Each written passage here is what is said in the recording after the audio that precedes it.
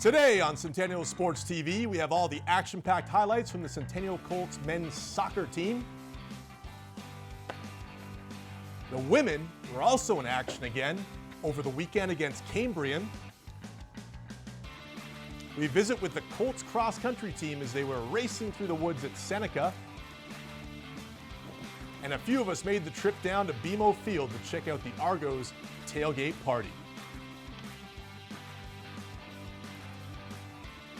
Hello everyone and welcome to Centennial Sports TV. Glad you're joining us. I'm Phil Jones, privileged to be joined alongside the most promising young sports journalist in the GTA, Andrew Bottomley. And Andrew, I've read the Da Vinci Code 37 times now and I still don't understand what's going on. You know another thing I don't understand? Why they still use the offside rule in soccer. Well, Phil, you see, symbologist Robert Langdon and cryptologist Sophie Deveau become involved in a battle between the Priory of Sion and Opus Dei over the possibility of Jesus Christ having been married to Mary Magdalene. But as for the offside rule, I don't really have an answer for you.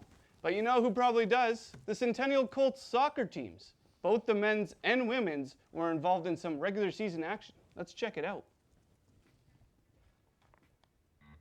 Cambrian takes on the 1-7 Centennial Colts. In the 13th minute, Cambrian's Warley Santos gets the ball ahead to Brandon Moxham, who is alone at the top of the box, but Nico Contrubis gets just enough to put it wide. 4 minutes later, it's Moxham putting the moves on Tejan Miko Ryan and sending it to Marco Armiento, who gets tripped up in the box. You can't do that, Phil. You can't. That's a penalty. Armiento converts. Whew. Contrubis, he's mad. 29th minute now. Armiento with a free kick. And check this out, Phil. Check this out. Contrubis flies through the air to make a save. But David Waukolo puts the rebound home. 2-0. Look at this save. Contrubis lays out to make an insane save, and the Centennial defense can't clean up the garbage. He's mad. The Colts, however, managed to get one back as Kareem Marzouk puts one over the goalie's head. 2-1. 5 minutes to go. It's Marzouk again grinding away to put one home, but wait, that's offside. That play left Cambrian goalie Evan Phillips hurt on the field. But it's too little too late in this one. Cambrian beats the Colts 2-1. Armiento and Wakalo get the goals for the Golden Shields, and Marzouk gets one for the Colts. Centennial women's Colts soccer team was taking on Cambrian, still looking for that first elusive home win, Bots. Cambrian got on the board early in the 2nd minute when Tiffany Johnson streaks in on a solo breakaway and puts it past the Colts tender. Remember her name, and the Colts tender don't like it. Look at her, she get that ball out of here. Look at that, she kicks it right there. There it goes. Kick it. Yeah, nice. Out of here. Cambrian. Centennial would try and answer back with a free kick, but would be thwarted by the Golden Shield defense. All day with that Golden Shield defense. Cambrian would get another solo break, but they put it off the crossbar and miss on the second chance opportunity, unlike in the men's game. Alexander Ross comes in to take the corner, and Johnson again with the header to put the Golden Shields up 2-0, heading into the second half. What drama will unfold in the second half with lots of momentum? Looking to beat the Colts, they are, for the second time this month. I'm on the edge of my seat, Bots. What's going to happen in the second half? Ross now with a throw into the box where Johnson would end up finding the ball and firing in her 3rd goal of the game to put up the Golden Shields 3-0. Johnson with the exclamation point on an impressive showing from her and the rest of the Golden Shields team. The Colts would try to answer one more time, but would have no success, with Cambrian proving to be too much to handle. There's the corner attempt. Not today, unfortunately. And Cambrian wins their 5th game of the month, improving the team's record to 10-2. I got them in my Final Four pool, and they're looking pretty sweet, Bots. Let me tell you, look at the teamwork and the friendship, shaking hands there. But the real name you got to watch out for, folks, is Tiffany Johnson. Look at this. 12 games played, 28 goals, 3 goals on Sunday. That's her middle name, her nickname, 3 goals on Sunday, Tiffany Johnson. What a match. Women Colts hope to rebound next week. The Colts have another new head coach this year. Jolion Thompson took the reins of the badminton team in September, and the experienced player, coach, and official hopes to get his players to compete at their full potential this season. As Wendy Ann Clark found out, not only does he know how to motivate his players, he sure knows a lot about badminton. This is true or false? Feather birdies are made from the right wing of a goose? It's right. That was a trick question. And you got it. Most people don't know it's from a goose. So I clued into goose, then I went, no. Okay. Excellent. Julian Thomas has been named the new Centennial Colts varsity badminton coach. He coached the U of T team to 6 championships in his time there and is hoping to bring the same kind of success to Centennial. So I actually was born in Guyana, couldn't find a coach. I read every book in the public library about badminton. And so I was sort of self-taught. And then when I came up to Canada, I sought out coaching experiences. And then subsequent to that, I started implementing what I'd learned. And I felt I'm going to give back to folks who didn't have that opportunity to be coached and were keen on playing badminton and learning about badminton. Aside from his passion for coaching, Thompson has also been involved in the administrative side of the sport. I chaired the selection committee for Badminton Ontario to select a team to represent Ontario at the Canada Winter Games on a few occasions. Thompson's passion for the sport is something that began as a child and has been a mainstay in his life. He believes that people of all ages can and should enjoy badminton. I love it. It's a good fit for me. It's a sport that you can play from a very young person all the way to a senior. You don't have to go running after the ball. Stay tuned on Centennial Sports Television to find out how Thompson and his new team do this season. Up next, we have you covered for all of the highlights from U of T's football game on Saturday. And we catch up with the Toronto Predators for some GMHL action.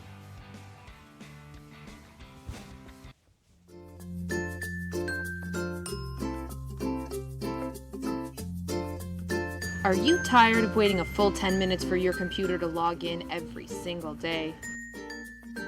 Are you tired of not being able to find your printer jobs? Or, the more common problem, not being able to even get into the printer at all?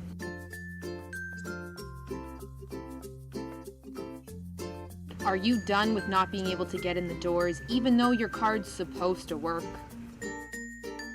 Well, we have a solution for you. Graduation. Get your diploma today and you can be rid of all of these tedious little problems.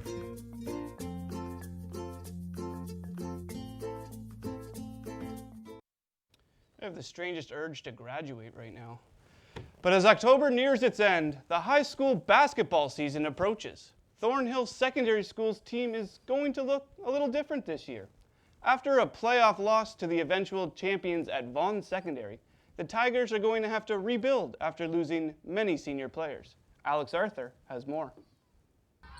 Thornhill Tigers senior boys head coach Matt Cole lives, sleeps, and eats basketball. He dedicates his free time to helping players of all ages become a better player on the court and hopes his hard work, attitude translates into their everyday lives off of the hardwood. I'm Matt Cole. I'm head coach of the senior boys basketball team at Thornhill Secondary School in Thornhill. In addition to my coaching at the high school, I also have a training program that I run for all different age groups, novice to advanced, elite players, pro players, college, all types of levels. And on top of that, I've also started a AAU program called the Program Elite, catering to athletes that are aspiring to secure college scholarships and play at the next level. My driving force is definitely the coaches that took time. When I was coming up, I was blessed to have a lot of fantastic coaches with a well of knowledge, and just the people that gave back, gave me their time, and helped me moving on with my career. And I felt that without those people in my life could have been very different. It's kept me on a straight and narrow path, keeps me focused. It's my driving passion. So giving back to the kids that are in need, much like I was, is a big thing for me. And it's a good feeling knowing you're helping somebody that could have been where you were. Coach Cole is a driving force in his community and believes in being a role model to the younger generation. I really do think more people need to step up and give back. And I'm not asking everybody to give all their time, but the kids need it, right? They need the guidance. They need to stay off the streets and focus their energy, right? A lot of kids that aren't highly academic, they find themselves in situations that can really hinder their path to success, whether it be in school or just in life in general. And healthy than a nice scamper through the Canadian woods in October to admire the foliage. Our very own Sumed Salvi was out at Centennial Seneca College's King City campus to cover the Centennial Colts men's cross-country team as they raced against various rival schools on Saturday. Thanks, guys. I'm here at Seneca College at King campus, where the Centennial men's finished third at the cross-country event which just happened here. I had the opportunity to talk with the coach and some of the players. Here's what they had to say. I think today was a great day. And it was a tough race for the college from a results perspective, but I'm really buoyed by the fact that everybody tried very hard, and it's a tough course. It's got some major hills. We've been doing a lot of training around that, so they've learned. So I think it's a good day. William had a great race. He had a very poor start and got too far behind, so he had to really. It certainly wasn't like the 2-minute head start he gave the rest of the field in the first race, but he ran very well again today. Feel comfortable having a nice course at the same time, running in a team, a different group compared to last time. I feel comfortable also with the fact that we are all athletes and we have the same spirit of, competing. Apart from classwork, we feel like, oh well, that's nice to get something to do. It's a hard course. Like, we have a really big hill there. We could see a lot of people struggling with that, but we all powered through it really well. So yeah, really happy. The team will be back at Seneca College in 2 weeks to compete in the OCAA Championships. From King City, I'm Sumit Salvi for Centennial Sports TV. Do you like football? Forget the Super Bowl because the Basement Dwellers Bowl took place over the weekend. Now, that's not actually a thing. It's but not? The University of Toronto hosted the University of Waterloo over the weekend, and both teams looked for anything positive to end their disappointing seasons. The 1-6 Varsity Blues take the field looking to get a win in their final game of the season against the winless Waterloo Warriors. On hand to take in some of the game were some of U of T's Hall of Famers who were being honored at halftime. Picked things up halfway through the first. Off the Waterloo punt, Anthony Nacarado finds some room on the outside, makes a nifty move to turn upfield, and he would take this one 61 yards to the house. Get in there, son. Big time play from the senior wide receiver on senior day, no less. 7-0 U of T, and they were just getting warmed up in this one. Now 8-0. In the second quarter, Blues QB Marcus Hobbs drops back. He's there looking for Raul Madon, but the play is broken up by Ethan McDonough. McDonough will be flagged for pass interference. Head coach Chris Bertoya not happy with the call. On the next play, Hobbs would punch it in with the 1-yard plunge, and you can see on the replay, the senior QB clearly crosses the goal line for the score, 15-0 Blues.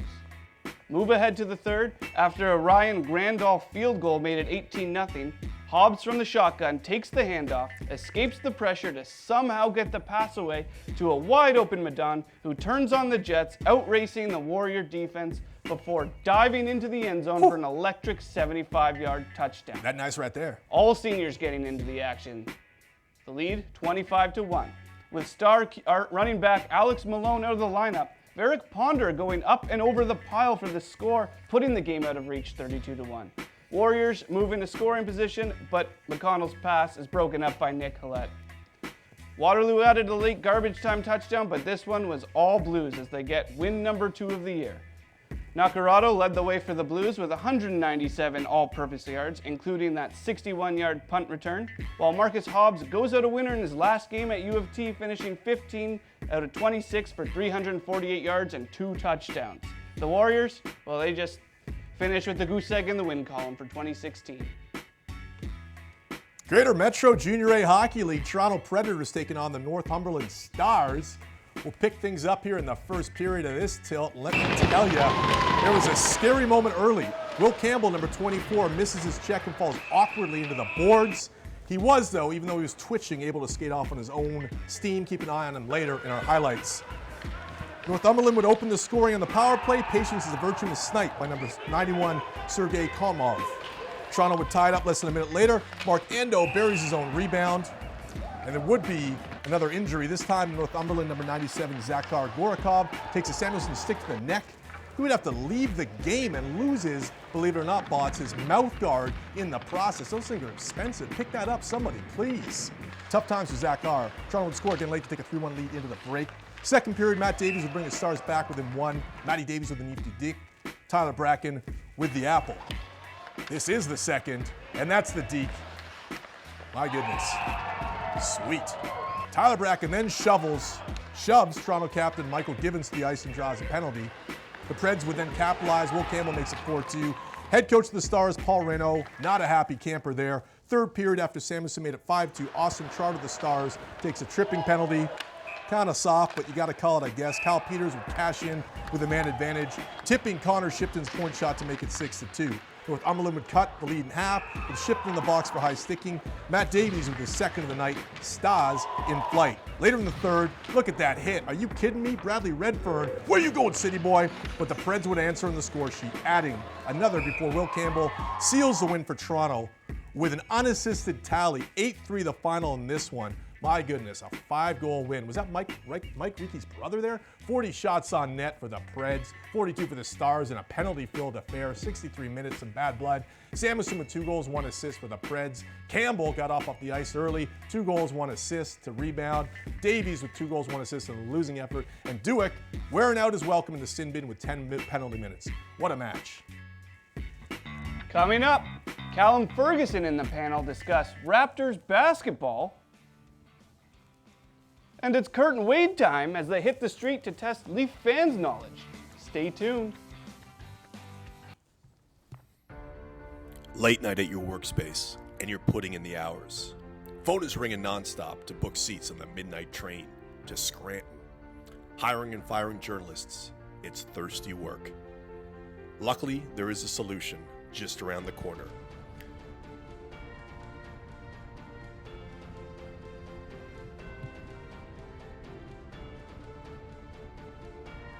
It's not an oasis, it's not a mirage, it's the Dasani vending machine. The great oracle from the future has you covered for all your hydration needs. Water, iced tea, orange juice, apple juice, and that sweet, sweet vitamin water. The moment of truth. Why go to the water fountain when you can donate $3.50 to the Coca-Cola Corporation? When you want to get financially fleeced and avoid human interaction, the Dasani vending machine has you covered. Helps you stay refreshed and reinvigorated while avoiding dehydration at work.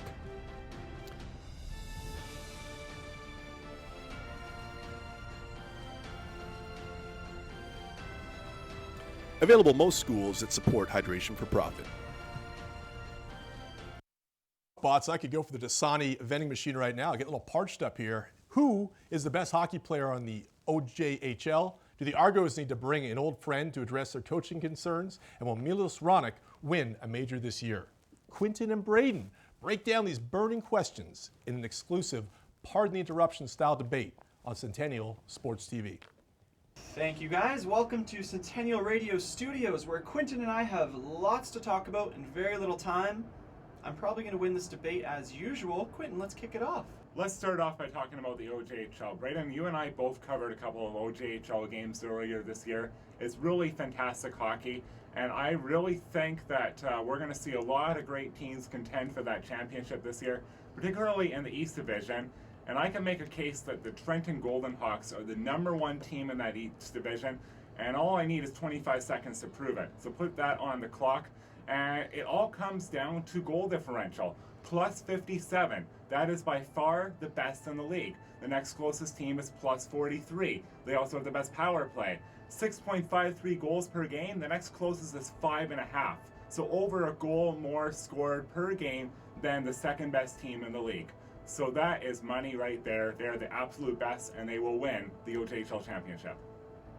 I know you love your stats, and that's cool. You can throw out all the stats you want, but look at the head-to-head record. Trenton lost 6-3 to Coburg in a ridiculous fashion. They dominated from the first period. It was a rough game, just like Coburg likes it. They're also looking up at Coburg in the standings right now, and if you look up and down that lineup, they're deeper, they're more talented, they're more skilled, they're bigger, stronger, faster. There's no way Trenton is going to beat Coburg this season. Toronto Argos are a mess this year after a playoff appearance last year and a tough loss to the Hamilton Tiger Cats in the semifinals. They're in the midst of an ugly 5-11 season with very faint playoff hopes, Quinton. And I think that to blame here is Scott Milanovich, so put me on the hot seat. Scott Milanovich needs to go. You heard it here first. The offense is ugly, the defense is uglier, and there's no hope for the Toronto Argos right now.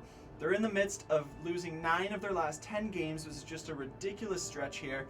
And you'd think that no matter how much of a lack of talent there is on this team, that the coach may be able to help them preserve at least a victory or two, and they haven't been able to do that at all. Scott Milanovich has lost the locker room. He needs to go. It's time to make a change in Toronto. If you look at the way they started the season, with their starting quarterback Ricky Ray, they were 3-2. So that just shows that they are still remnants of a good team, but they can absolutely go nowhere in this league without a starting quarterback. No team can.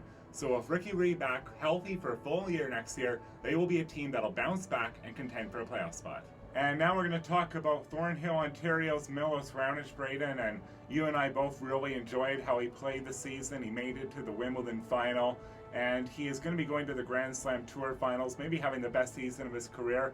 The big question is, can he win that Grand Slam title next year? I'm going to say he will, and start that timer. I'll make a case in 25 seconds. And the reason I think he will get the job done is that experience from losing the Grand Slam final. He'll be able to take a lot of lessons from it.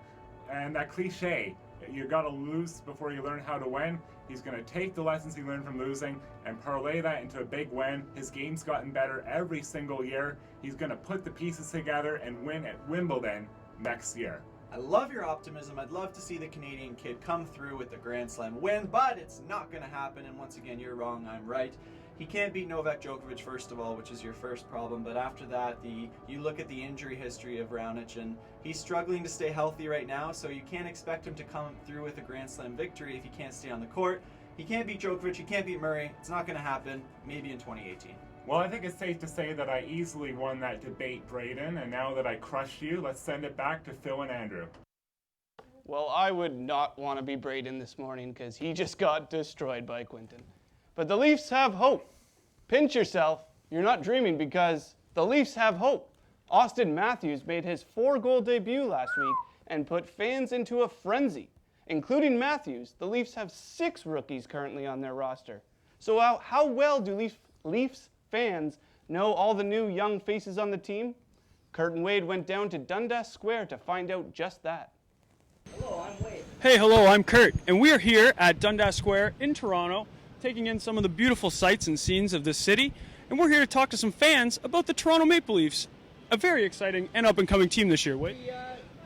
Talk to some fans. Let's get it going.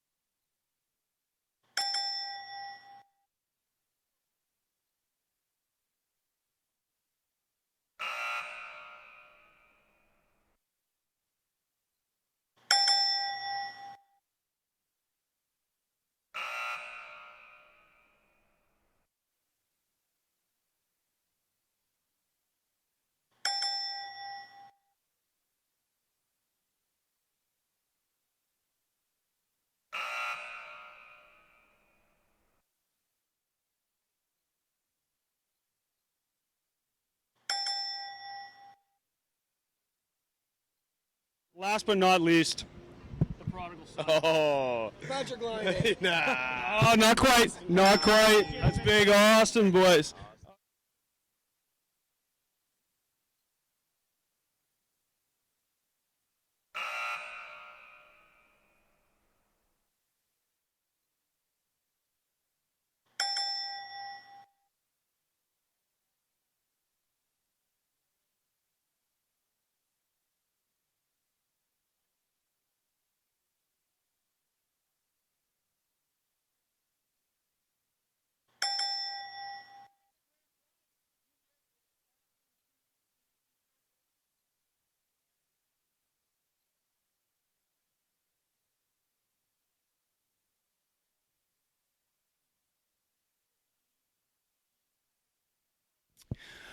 Well, as you can see, Wade and I are now back here at Centennial Story Arts Center campus. Would love to give a big thank you to Alex, the security guard, for not kicking us out until after we were finished speaking with him. That was much appreciated, Alex. And I'd like to give a big shout out to our grand prize winner, Mohammed. He took home a sick Austin 316 shirt. Yes, Mohammed, the big winner of the day, taking home one of 3 Austin 316 t-shirts in the world right now. Kurt, can you guess who has the other 2? No, but I think it's pretty obvious, right? Well, that'll do it for us on the street. And, yeah, let's send it back to you boys in the studio. Kurt and Wade, couple of characters. Could be an asterisk in that trivia, though. I think Austin Matthews is from Scottsdale, Arizona, not Phoenix. Just saying. This summer, the Toronto Argos made the move from the Rogers Centre to play outdoors at BMO Field on real grass. A new feature for fans this season includes tailgating in a licensed area close to the stadium.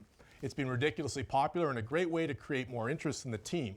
With the lure of a sunny day bots, cold beer, great food, and a matchup against the Saskatchewan Roughriders, on the weekend I took a crew down there and investigated firsthand to see what all the hype was about.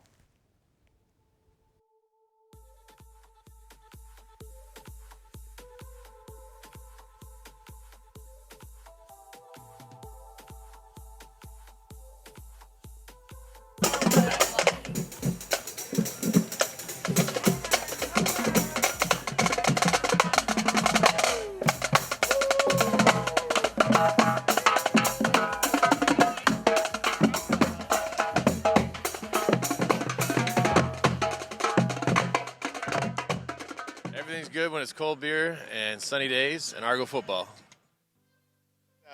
We decided to do a trip to a CFL city every year, and this is our first outside of Saskatchewan trip. There's no comparison. This is fantastic.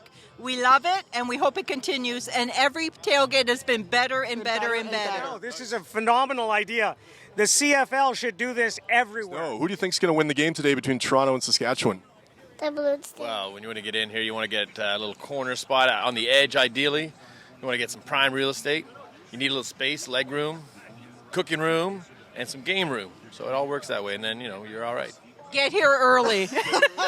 We also have Tampa Bay Buccaneers season tickets. Okay. This is a lot like Tampa Bay. Yeah, okay. Yeah, except we don't have to worry about keeping our own beer cold. They have it here. We just finished off some homemade burgers, and that's the only way to go. No frozen stuff. You gotta take your hands, mash up that meat, get your own spices in there, put them on the grill, and you're good to go.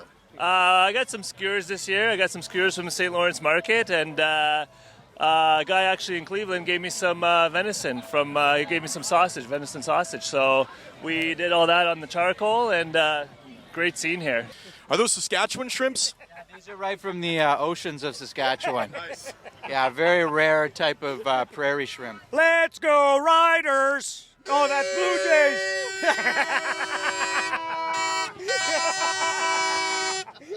Go Argos, go!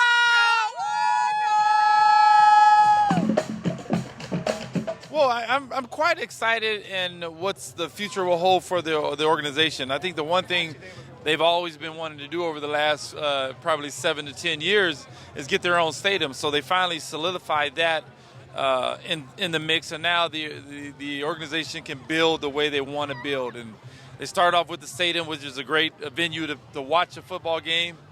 They got tailgating now, and now it's just a matter of taking those steps to the top and where they want to eventually get to, and create an atmosphere and entertainment for the fans to see and have a desire to want to come down to the game. So I think the number one thing they did was to create their own stadium. We're about 15 minutes away from kickoff down here at BMO Field. As you can see, it's packed. We're over in the shipyard. We were over earlier, seeing the tailgating alive and well here in Toronto. Kickoff goes soon, and if you hadn't had a chance, you should come down and check out the tailgating down here at BMO in its inaugural year from the move over from the Rogers Centre. Reporting for Centennial Sports TV, I'm Phil Jones. Cleveland may have Toronto's number. The Cleveland professional baseball team is currently pumping the Jays 3-1 in the ALCS. And the Cavaliers ran roughshod over the Raptors en route to their championship last year. So what can we expect of the Raptors this season? We turn to Callum Ferguson and the panel to find out. Thanks, fellas, and welcome to Inside the Toronto Raptors, fueled by Brothers Pizzeria.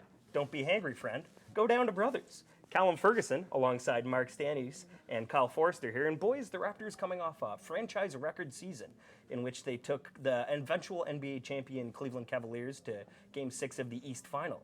Now, Mark, Kyle Lowry is now 30, DeMar DeRozan is now 27. What's reason to believe that reaching Game 6 of the East Final wasn't their peak? Well, a lot of skeptics would suggest that in their later years that this all-star backcourt may not be able to improve much more, but there is some evidence to suggest that playing for USA in the Olympics does actually pay dividends the following season. In 2004, there was a couple of notable examples. Richard Jefferson, Dwayne Wade, LeBron James all had big statistical bumps the following year. But a more contemporary example might be James Harden. After averaging less than 17 points and under 4 assists in 2012, he exploded for 25.9 points and 5.8 assists after playing for Mike Krzyzewski in London. Surrounding already successful players with the league's elite has only proved to benefit these Olympians, whether it's surrounding themselves with this improved work ethic or this winning culture. The Raptors can expect even more from their dominant backcourt this year.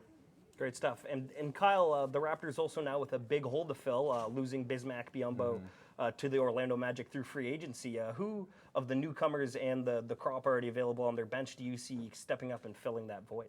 Well, it's going to be really difficult to replace Bismack. He brings a lot of defense, rebounding, energy off the bench. But newcomer Jared Sullinger, for instance, he doesn't necessarily replace the defense that Bismack brought, but he brings more scoring that Luis Scola wasn't bringing. He brings more rebounding that they didn't have in the starting lineup, and he's an underrated defender as well. And they also have newcoming rookie Jacob Portal coming in, who's looked at to be really athletic, good shooter, good offensive player, not as great defensively, but he's shown signs in the preseason that he'll improve on that front. Right. And quickly here, boys, now it's safe to assume the Cavs can repeat as the 1 seed in the East, but beyond that, following a crazy offseason, the East seems to be wide open. Who do you see with the greatest chance of maybe dethroning the Raptors from that 2nd seed in the East? I think the easy answer would be the Boston Celtics. Aside from Kevin Durant, Al Horford was the biggest prize of the offseason, the 4-time All-Star, and Boston was able to land them. And by landing him, not only did they get this high-caliber player, but they also replaced arguably the weakest position on their roster. Also, a couple of their young core players, Avery Bradley, who's 25, Isaiah Thomas, 27, they're a year older, and it's logical to assume that they might be able to take the next step to propel the Celtics to maybe the elite of the East. And another team I think that could potentially dethrone the Raptors would be the Indiana Pacers. They've improved a lot. They've added Thaddeus Young to their starting lineup. Good power forward, good scorer, pretty good defender. Jeff Teague, better playmaker than George Hill was when he was there, can shoot pretty well. Then they have Al Jefferson coming off the bench, who is one of the best post players in the game still, so he should bring some offense to their bench. So they're another team that could show out pretty well in the East. Right, and there you have it. The Raptors season tips off next Wednesday in Detroit against the Pistons before returning home. Mark it on your calendars, folks, to play the defending champion Cleveland Cavaliers on that Friday night. Back to you. So, yeah, I mean, the real question here, right? Like, how does the albino fit into all this? Like, at what point? Well, Phil, the Jays are still alive. Hockey's back. Basketball starts soon. It's a good time of year. What do you think? It's the most wonderful time of the year. And I think I've finally cracked the Da Vinci Code, Andrew. My 38th read, I've figured it all out. However, I'm still stumped why the Cleveland Indians managed to blow a 3-0 series lead in the ALCS. Unbelievable. Jays coming back for you, Cleveland. It's over. Well, slow down, Phil. There's a bit of work left to be done. But easily. That's it for us here at Centennial TV. I'm Andrew Bottomley riding shotgun with Phil Jones. See you next time.